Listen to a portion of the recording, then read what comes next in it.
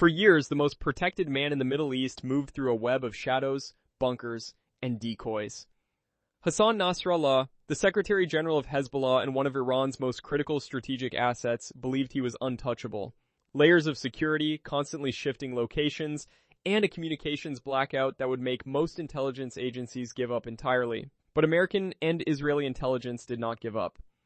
What unfolded over the following months was one of the most sophisticated tracking and elimination operations in modern military history, a mission that combined human intelligence, signals intelligence, aerial surveillance, and three-dimensional structural mapping to locate a man who had not been seen publicly in over a decade. The operation was not a sudden strike. It was the result of years of patient, methodical intelligence gathering, cross-referencing data points that individually meant nothing, but together painted a precise picture of where Nasrallah would be at a specific moment in time.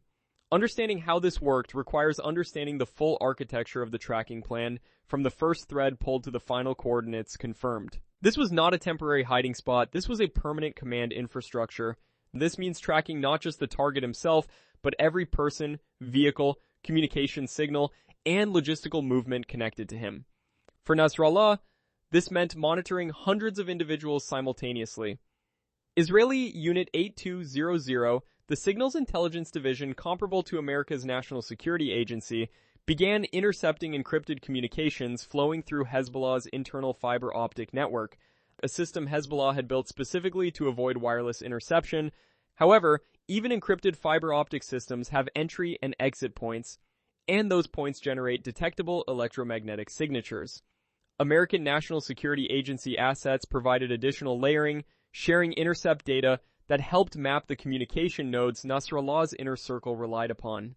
Human intelligence sources, cultivated over years inside Lebanon, began reporting on unusual construction activity beneath the Dahieh suburb of Beirut, a densely populated area known as Hezbollah's stronghold, capable of punching through reinforced concrete before detonating at the precise depth needed to collapse the chamber.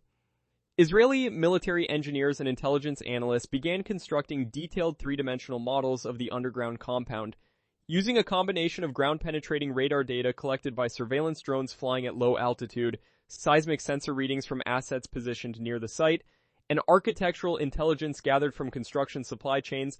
Analysts built a layered digital map of what existed beneath the surface.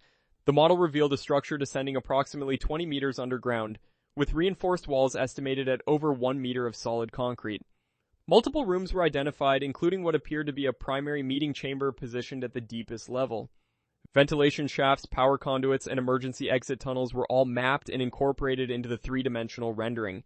This structural intelligence was critical because it directly informed the weapon selection for the eventual strike. Structural intelligence alone was not enough. Knowing the building existed meant nothing without confirmation that Nasrallah would be inside at the moment of the strike. This required a separate and equally complex layer of the operation.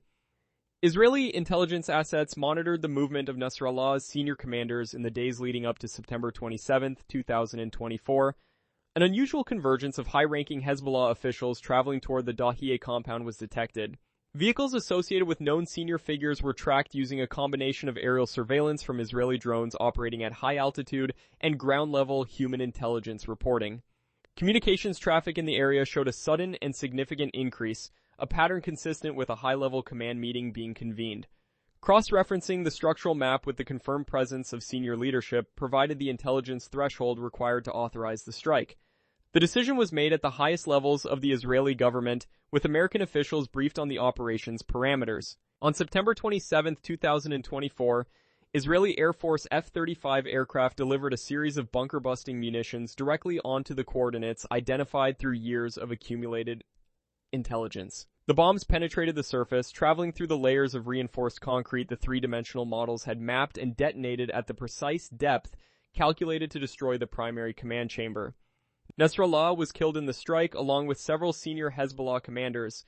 The operation represented a convergence of American and Israeli intelligence capabilities operating at their highest level, combining signals, intelligence, human intelligence, structural mapping, and precision strike technology into a single coordinated action.